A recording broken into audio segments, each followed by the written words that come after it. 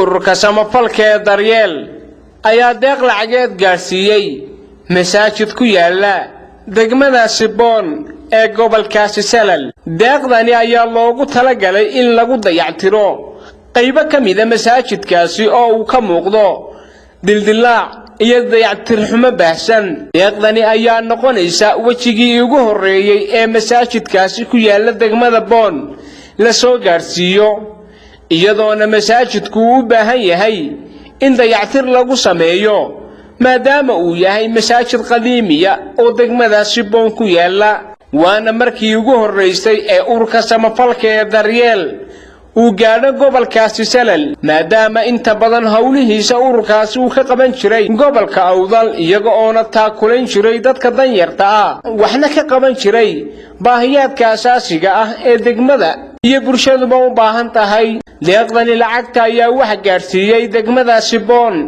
xubin ka tirsan ururka samafalka ee Daryeel. samafale Hiba Cabdi Yuusuf oo iyadu lacagtaasi loo wakiishay ayaa ka waramaysa arrimo kala duwan. bismillaahir rahmaanir rahiim. aniga oo ka socda ururka Daryeel waxaan guddoonsiinayaa walaalkii Cabdirasaaq deeq loogu talagalay miskiidka dayactirkiisa inaan kaga qayb qaadano anagoo ah ururka Daryeel.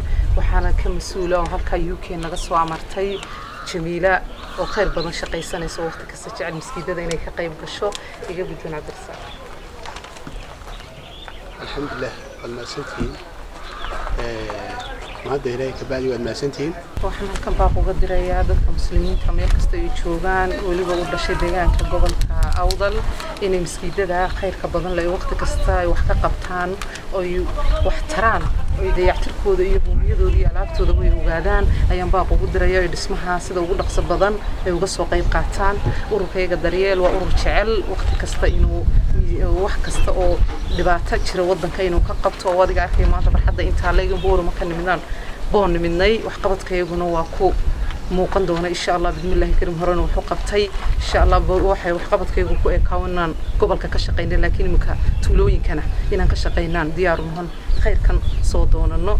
dadka ururkaygana waxaan u dirayaa baaq ah inay miisaadka ay shaqeystaan waqti kasta shaqadoodaasi ay joogto u noqotay ilaahay dartii ay dadka u caawiyaan sida ay ka mid tahay agoomaha kale dadka baahan dadka xanuunsanaya intaba ay maanta miskiidka ay khayriga ay ku darsadeen sida inuu soo wadan baaq u diraya dadka ururkayga Daryeel dal iyo dibadba aanan kaga qayb qaadan doono insha Allah bismillaahir karim.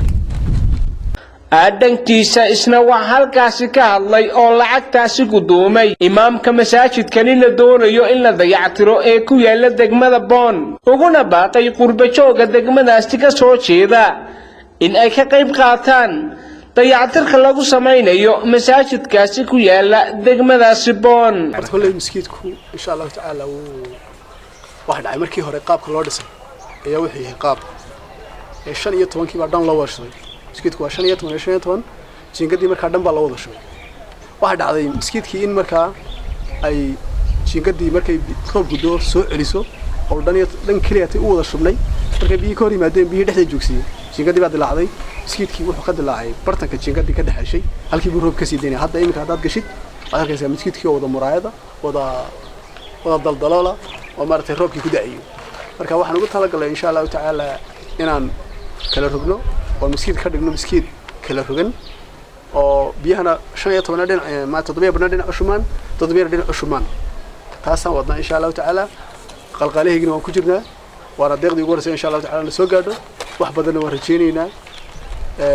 wakaas qaasatan dadka degmada Boon ka soo jeeda ee qurbaha ku sugan waxaan ugu baaqayaa dadka qurbaha ku sugan insha Allah ta'ala inay masaajidda soo dhisaan inay ummadooda maartay